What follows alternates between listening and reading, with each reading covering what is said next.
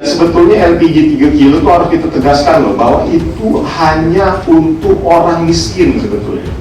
Tapi karena ini dijual bebas, kita pun susah juga menahan masyarakat yang mampu untuk membeli LPG 3 kilo.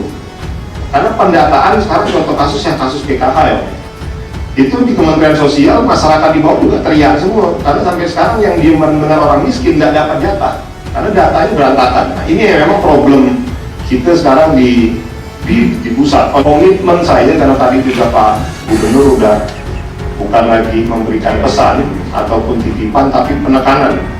Jadi saya pikir selama memang itu semangatnya sama, bahwa memang ini untuk kampung halaman kita Kalimantan Barat, saya berkomitmen di depan Pak Gubernur juga dan di hadapan Bapak semua, insya Allah nanti saya akan panggil Pertamina Pusat untuk mengalokasikan penambahan kuota khusus Kalimantan Barat.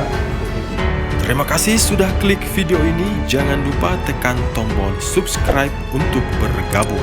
Dalam hitungan saya persilahkan kalian untuk tekan tombol subscribe. 10, 3, 2, 1. Saya ucapkan selamat bergabung dalam channel ini.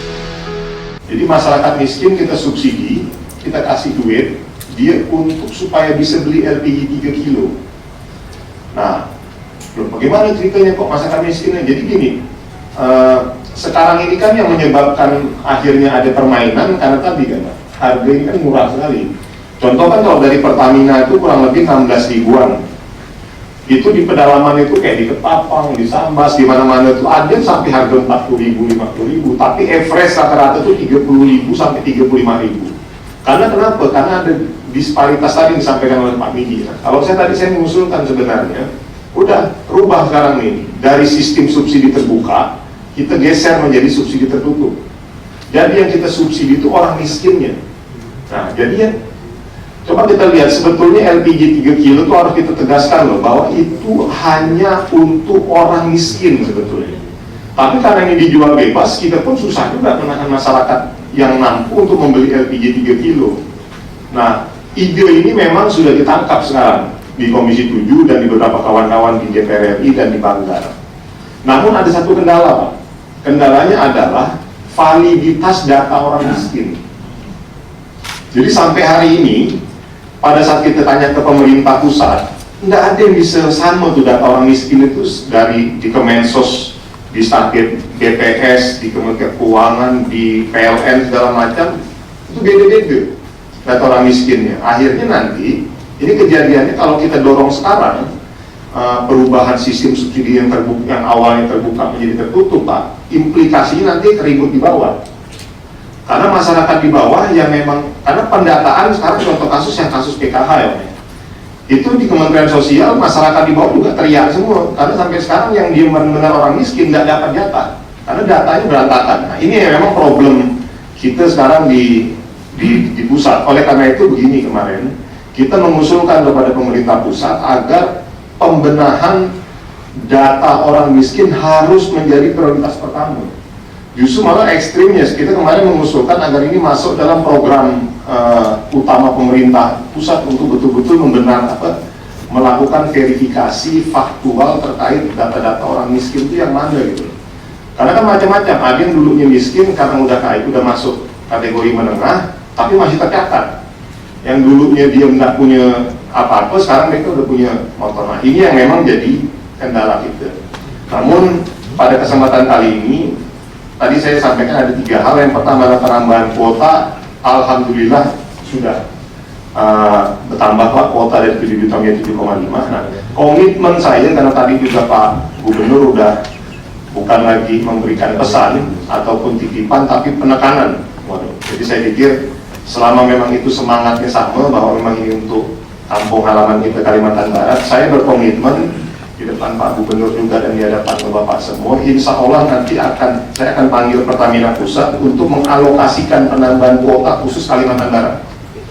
Nah, cuma dengan catatan tadi, saya berharap bahwa Pertamina bersama dengan aparatur terkait juga harus benar-benar membenahi sistem tata niaganya ini.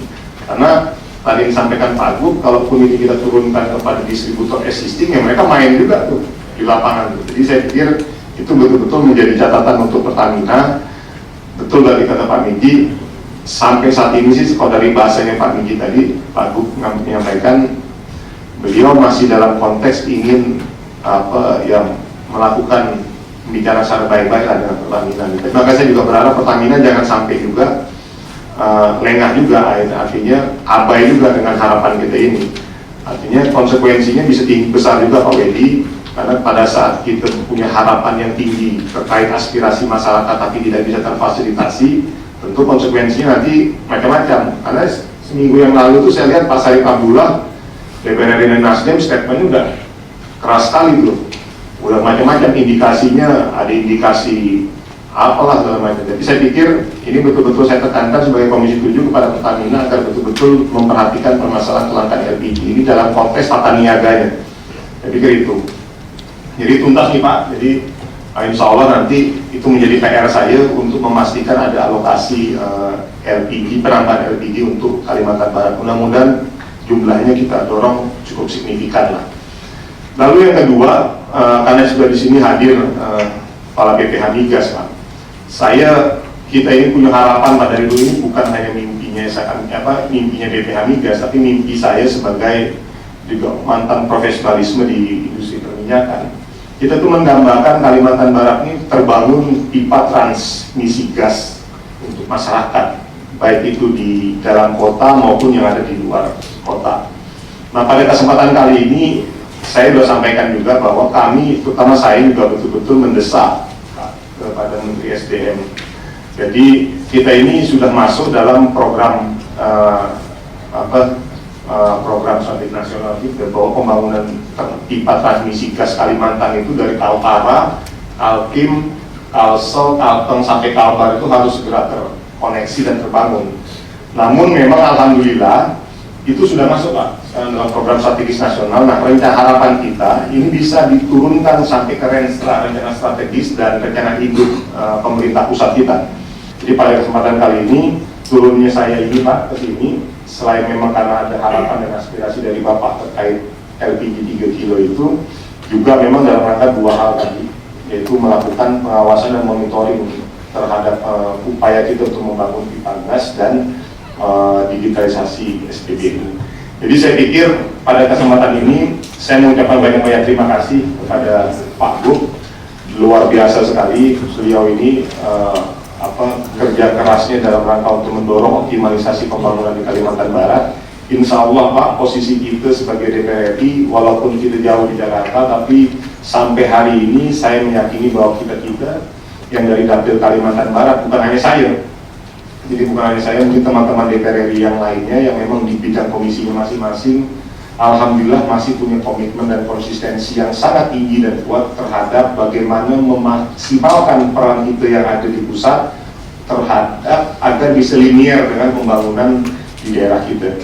Dan apresiasi saya juga kepada Pak Ivan selaku Kepala BPH Migas. Beliau ini memang kalau kabarnya agak sedikit luar biasa lah, karena beliau ini juga lama dan besar di Kalimantan Barat. Jadi saya pikir mudah-mudahan kesempatan ini bisa sama-sama kita maksimalkan dan sinergiskan dalam rangka untuk pembangunan Kalbar. Dan yang terakhir buat Pak Wedi, ingat Pak, saya tegaskan sekali lagi bahwa jangan main-main Pak terhadap isu sosial masyarakat ini, karena ini sekarang sudah terjadi kelangkaan. Jadi saya berharap betul Pertamina bisa menjadi leading sektor di depan untuk menyelesaikan isu kelangkaan gas LPG 3 kilo. Kita yang di Komisi 7, kita sudah menyiapkan fasilitasnya untuk penambahan kuota dan alhamdulillah sudah ada. Tapi kalau ke depan masih langka, berarti problemnya di Pertamina. Jadi bukan lagi di kuota, itu berarti problemnya. Jadi saya pikir itu. Terima kasih banyak. Lebih dan kurangnya saya ucapkan mohon maaf. Apabila nanti ada pertanyaan silakan saja. Wabillahi taufiq wal hidayah. Wassalamualaikum warahmatullahi wabarakatuh. Selamat siang, salam sejahtera.